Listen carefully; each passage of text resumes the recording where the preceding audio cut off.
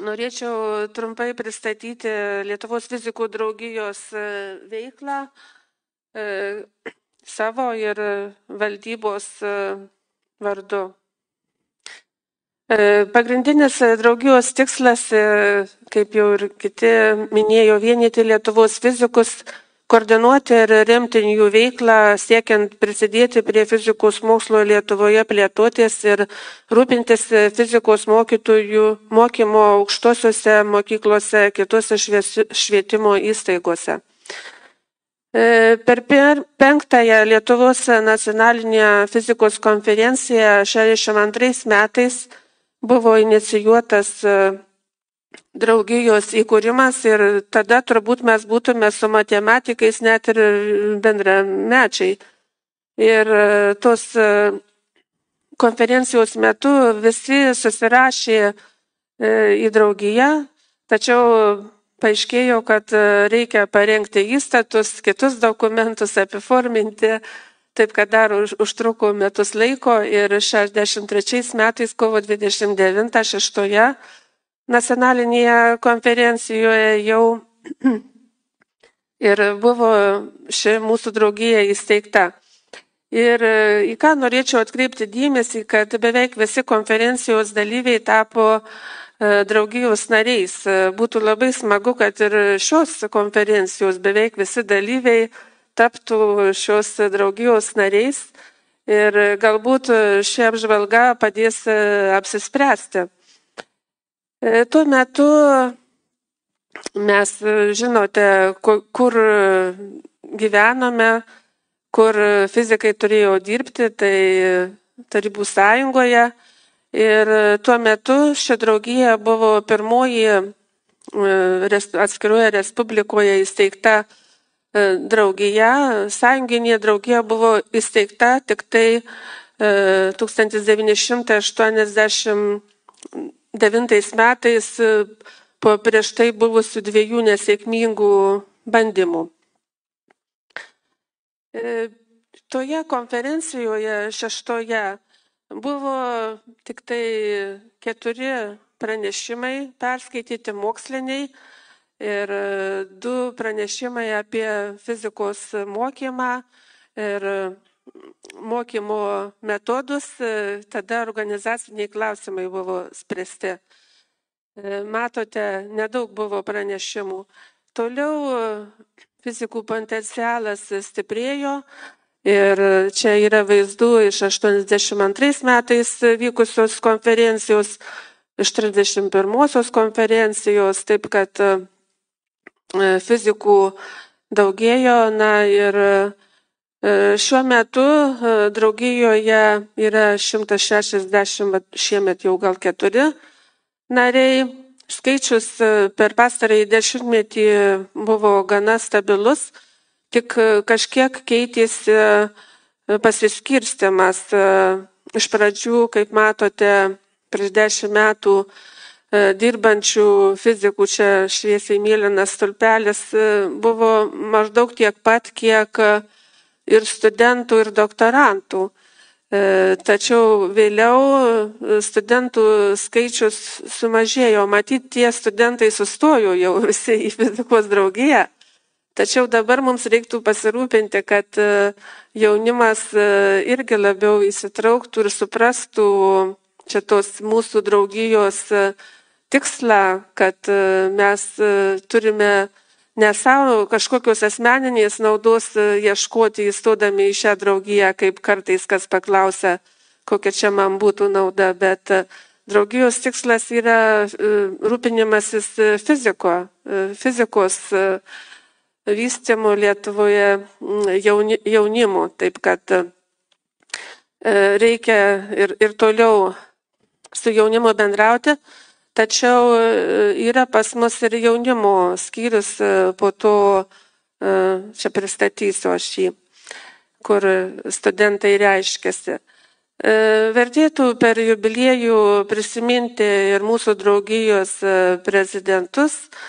Tai Povilas Bražiūnas, jisai 2 kartus buvo išrinktas draugijos prezidentu, Paulius Lavėnas, Algirdas Šileika, Čia du pastarųjų metų prezidentai, tai Zenonas Rudzikas ir Juozas Vidmantis Vaitkus, su kuriais man teko gana ilgą laiką dirbti nuo 2007 metų, čia kai buvo gerbiamas Juozas Vaitkus išrinktas prezidento, aš buvau išrinkta viceprezidentė, taip kad nemažai mes čia druskos kartu suvalgėm per šitą laikotarpį ir šaunu buvo dirbti. Lietuvos fizikų draugijos veiklas, akcentus dabar sprendžia valdybos nariai, kuriuose yra, tarp kurių yra Juozas Vaitkus, Petras Balkevičius, Gintaras Valušis, Juozas Šulskus, Mažena Mackoit Sinkevičienė, čia viceprezidentus išvardinau, mokslinis sekretorius Andrius Juodagalvis, iždininkas Giedrius Laukaitis, nariai Jūras Banys, Gediminas Juzeliūnas, Živilė Rutkūnienė, Olga Ransova, Vidmantas Remeikis, Regondas Korulskienė ir Mantas Sriubas. Tai mes čia tarėmės, ką toliau daryti, kokius naudingus darbus atlikti. Tarp naudingų fizikų draugijos darbų norėčiau išskirti Lietuvos fizikos žurnalo leidybą, kuri prasidėjo nuo 1961 metų. Dabartinis žurnalo pavadinimas yra nuo 1993. Tam tikrą laikotarpį nuo 1974 iki 1988 buvo šis žurnalas verčiamas į anglų kalbą, o nuo 2000 leidžiamas anglų kalba. 2002 metais žurnalą pripažino Europos fizikų draugija. Nuo 2008 metų yra įtrauktas į Web of Science duomenų bazę. Impact faktorius kelia didžiausią šiuo metu redaktorius ir mūsų susirūpinimą. Nėra aukštas ir truputėlį mažėja 22 metais palygintus su 21. Apie šią žurnalo veiklą mūsų šiandieną specialiam renginyje supažindys vyriausiasis redaktorius Evaldas Tornau, dirbantis prie šio žurnalo nuo 2010 metų, tikrai vertas pagarbos darbas. Kitas leidinys, kurį nuo 1991 iki 2009 metų leido fizikų draugija, tai Lietuvos fizikos žurnalo priedas Fizikų žinios, ir mes esame labai dėkingi vyriausiai redaktoriai Eglei Makariūnienei, kuri jau neužilgo švęs 90-ąjį savo jubiliejų. Šis spausdintinis leidinys nėra leidžiamas. Buvo nuspręsta draugijos posėdį, kadangi kitų tokių pasiaukojančių iniciatorių nebuvo, koncentruotis į elektroninę erdvę, ir šiuo metu mes stengiamės žinias pateikti per draugijos Facebook paskyrą, draugijos internetinį puslapį, tačiau tokios apimties ir tokių įdomių straipsnių, kai buvo šitose žiniuose, tikrai dabar reikia jau ieškoti kitose socialinėse medijose, Delfyje, dar kur nors. Gana įdomus ir mums tikrai reikalingas leidinys buvo išleistas Lietuvos fizikų ir astronomų sąvadas. Ir jis apėmė mokslininkus gimusius nuo 1598 iki 2000 metų. Ir šį sąvadą tikrai būtų prasmės papildyti nuo 2000 metų apsigynusiais fizikais ir skaitmetizuoti. Ir mes tikimės, kad pagaliau draugija ras lėšų šitam darbui atlikti, nes tokie, žinot, savanoriški darbai, kuriuos ten prieš 60 metų ar 50 metų žmonės dirbdavo, jau šiais laikais kažkaip nelabai vien iš tokios iniciatyvos vykdomi ir yra jau kita atmosfera. Draugija prisidėjo ir prie Basnet forumo leidinio apie Lietuvos fizikės išleidimo. Čia yra surinktos fotografijos su trumpais aprašymais. Gal ir ne visos čia fizikės pateko, bet reikia pasirodyti dar vis dėlto moterims fizikėms, kad dirba, nes ta lyčių lygybė dar pas mus dar toli nuo siekiamybės fizikos srityje Lietuvoje. Labai didelis darbas buvo atliktas rengiant fizikos terminų žodyną. Jis buvo rengtas net nuo 1964 iki 1979 metų. Ir tam buvo didelės pajėgos skirtos. Tačiau manau, kad ir dabar fizikos mokslas yra toks gana progresyvus ir atsiranda daug naujų terminų, kuriuos į lietuvių kalbą ne vienas fizikas suka galvą, kaip geriau išversti, kaip geriau panaudoti.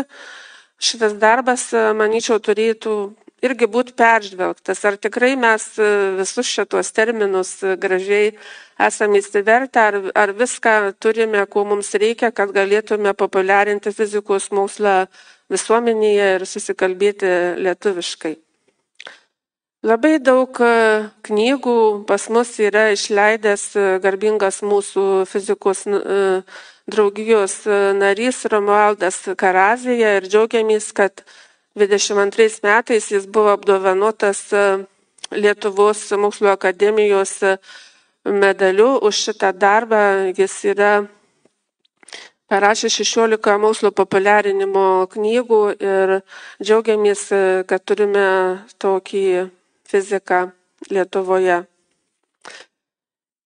Mes draugijos svetainėje tokią iniciatyvą pradėjome vykdyti, kurią gal ne visi esate susipažinę. Renkame informaciją apie prieigą prie knygų pagal įvairias kategorijas. Čia yra Lietuvos fizikų istorijos paveiksliukas įdėtas ir duodamos nuorodos, kur galima su pilnu turiniu knygų susipažinti arba kur ten jas galima įsigyti. Taip kad kviečiame fizikus pateikti informaciją apie savo sukurtas leidinius, knygas, kad būtų lengviau rasti, kur apie ką yra parašyta. Nemažai tokių projektų globoja Lietuvos fizikų draugija. Vienas tokių tai yra neformaliojo ugdymo jaunųjų fizikų mokykla Fotonas. Ši mokykla buvo įsteigta 1972 metais Lietuvos fizikų draugijos valdybos siūlymu. Ir taip pat nuo 1974 metų vasaros stovyklos geriausiams moksleiviams yra organizuojamos. Šiuo metu šią veiklą koordinuoja, vadovauja fizikos fakulteto darbuotoja ir už tai tuo rūpinasi fizikos fakultetas Vilniaus universitete Edita Palaimienė. Jos pranešimą apie šią veiklą šiandieną vakare irgi galėsime išgirsti. Ši stovykla tikrai palietė ne vieną fiziką ir čia turbūt auditorijoje ir aš pati joje mokiausi ir stovykloje labai džiaugiausi, kai atrinko, galėjau dalyvauti. Tai reiktų mums pagarbą išreikšti Šiaulių pedagoginio universiteto universitete dirbusiam mokslininkui Mindaugui Stakvilevičiui. Po jo veiklą perėmė Vladislava Kavaliūnaitė ir čia yra nuotrauka iš 80 metų diplomų, Fotono mokyklos diplomų įteikimo ir Kavaliūnaitė čia stovi. Ir keletą nuotraukų iš ankstesnių metų. Kita svarbi mokykla, tai papildomo ugdymo mokykla Fizikos Olimpas. Ji buvo įsteigta 94 metais ir yra skirta ypatingai gabių mokinių papildomam ugdymui. Ir čia iniciatyvą parodė buvęs mokytojas verslininkas Petras Jonušas ir jis tapo steigėjos tarybos pirmininku. Ir čia nuotraukę, koje galime matyti Fizikos Olimpo buvusi ilgametį vadovą Banzaitį ir dabartinį vadovą direktorių Tamošiūną. Fizikos Olimpas daug prisideda prie moksleivių olimpiadinio judėjimo ir šioje veikloje ženklus yra Jono Algirdo Martišiaus, Antano Rimvydo Banzaičio, Edmundo Kuokščio, Pavelo Bogdanovičiaus. Ir pastaraisiais metais šią veiklą pradėjo koordinuoti Jevgenij Chmeliov. Tai jo pranešimą šiandieną taip pat girdėsime apie tai, kaip sekasi olimpinis judėjimas. Globojame mes Lietuvos fizikos mokinių olimpiadas, prizus stengiamės, kiek mums finansinės galimybės leidžia įsteigti moksleiviams. Ir čia yra daktarė Aušra Kinienė kartu su olimpiečiais nuotrauka. Taip, labai svarbus renginys buvo tarptautinė fizikos moksleivių olimpiada, kurią Lietuvoje organizavome ir čia tikrai draugija daug prisidėjo, visi valdybos nariai ir kiti fizikai. Ir apie tai jau buvo rašoma ir Europhysics News žurnale. Čia 22 metų atrankos į olimpiadas dalyvių nuotrauka. Mes parėmėme keleto studentų išvyką į Quantum Future Academy renginį ir 2 studentai 22 metais rugpjūčio mėnesį buvo jų kelionė apmokėta į šitą renginį ir turėtų fizikų draugija rūpintis ir studentų tokių galimybių dalyvauti tarptautiniuose jiems skirtuose renginiuose parėmimu.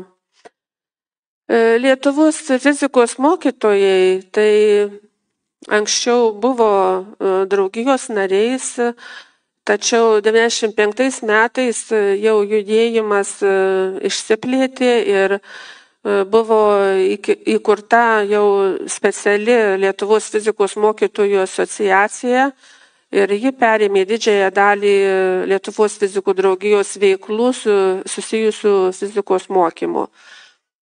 Čia yra nuotrauka iš 25-osios Lietuvos fizikos mokytojų asociacijos konferencijos 19 metais vykusios Kaune. Tikrai ši asociacija vykdo didelį ir sunkų darbą ir mūsų draugija gali tik tai kažkiek tai prisidėti. Ir vienas iš tokių pavyzdžių, tai valdybos posėdėje buvo inicijuota diskusija apie gamtos mokslų mokymą mokyklose. Ir joje ji vyko Lietuvos mokslo akademijoje ir dalyvavo net 55 dalyviai, mokytojai, universitetų, švietimo mokslo ir sporto ministerijos, prezidentūros, Seimo bei Lietuvos mokslo akademijos atstovai. Tikiuosi, kad buvo bent kokia nauda iš to, nes šiaip tai yra labai sunku daryti poveikį tokiais klausimais ir ne visą laiką yra tiek mokytojų, tiek fizikų bendruomenės balsas išgirstas. Jau gaila patarėjo, čia nėra pas mus, tai dar reikės pasakyti. Kitas globojamas renginys, kuriuo tikrai džiaugiasi visa bent jau Vilniaus bendruomenė, tai yra fiziko diena. Ir džiugu, kad 22 metais šis renginys buvo įtrauktas į nematerialaus paveldo sąrašą. Taip, kad reiktų jį toliau puoselėti ir prisidėti, kad būtų įdomus, patrauklus. Šiame renginyje mačiau nuotrauką, kad ir kauniečių fizikai čia jau dalyvauja. Galbūt tą fiziko dieną kažkaip tai reiktų praplėsti, kad ji nebūtų jau vieno universiteto renginys, kad plačiau būtų jisai daromas. Mūsų glaudus ryšiai su Europos fizikų draugija ir keletą skaidrių norėčiau tam paskirti. Čia, kaip jau ir minėta, ši draugija vienyje 42 šalių fizikų draugijas ir mes taip pat dalyvaujam posėdžiuose ir priimant įvairius sprendimus. Čia yra nuotrauka kartu su Europos fizikų draugijos istorinių vietų komisijos pirmininku, aptarinėjant mūsų istorinės vietos Lietuvoje paskelbimą. Ir 22 metais tokia istorinė vieta, Teodoro Grutuso laboratorija Žeimelyje, buvo atidengta, suderinome čia mes tą tekstą, prisidėjo labai Pakruojo savivaldybė prie tos stendų įrengimo ir apie tai buvo parašyta Europos fizikų draugijos puslapyje. Taip pat mes mūsų draugijos svetainėje specialią rubriką atidarėme ir parengėm šitai istoriniai vietai aprašymą, pateikėm ir toliau bendradarbiaujam su Pakruojo miesto savivaldybė, su muziejum. Čia dabar viena iniciatyva nauja yra vykdoma. Čia pagrindiniai organizatoriai įsiamžinę prie tos lentos ir meras, ir istorinių vietų komisijos pirmininkas Karl Grandin. Čia irgi yra ir mūsų prezidentai, valdybos nariai. Šis įvykis buvo plačiai spaudoj paskleistas, informacija buvo ir televizijoje pademonstruotas. Mes stengiamės visuomenėje skleisti čia tokias geras žinias fizikos. Į Europos fizikų draugiją buvo kreiptasi ir dėl kitos istorinės vietos Vilniaus universiteto pripažinimo, kadangi čia buvo įrodytas magnetinio dipolio spinduliavimo egzistavimas. Nežinau, dar turbūt reikės šiek tiek palaukti tokios antros galimybės Lietuvoje, nes ir pirmoji vieta tai buvo pirmoji Baltijos šalyse ir turbūt retai yra kuri šalis, kad turėtų daugiau negu po vieną ten tą istorinę vietą. Taip, kad žiūrėsim, kaip mums seksis.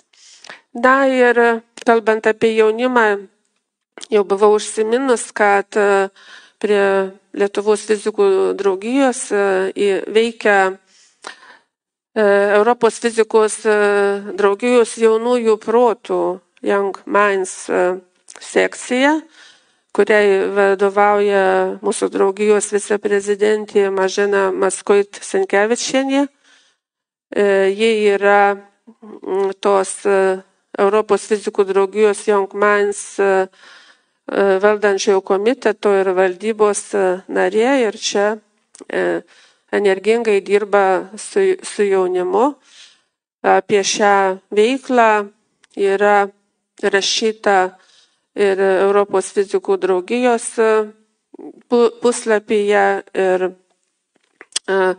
Europhysics News žurnale. Europhysics News žurnalas yra platinamas spausdintinė forma čia Lietuvoje ir taip pat yra talpinamas į draugijos puslapį.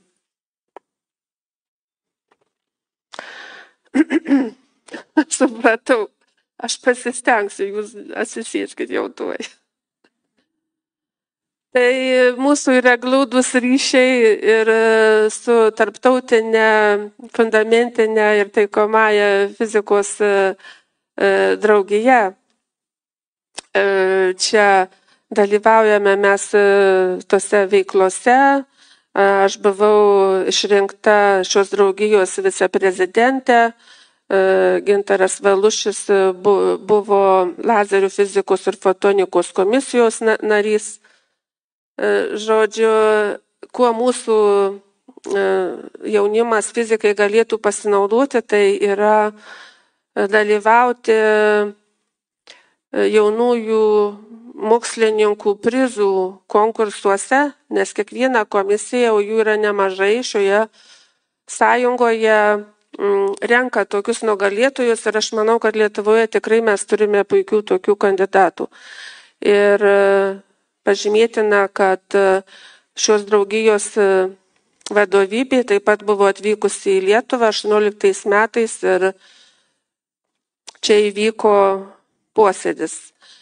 Draugija yra išreiškusi paramą Ukrainos fizikų draugijai. Taip pat esame pasveikinę Lenkijos fizikų draugiją su šimtmečio jubiliejumi, dalyvaujam jų konferencijose. Taip pat esam pasveikinę fizikų draugijos, Prancūzijos fizikų draugijoje 150 metų jubiliejaus proga. Taip pat yra organizuojami kasmetiniai Adolfo Jucio skaitymai nuo 75 metų. Draugija prisideda prie daugelio konferencijų tarptautinių vykdymo Lietuvoje.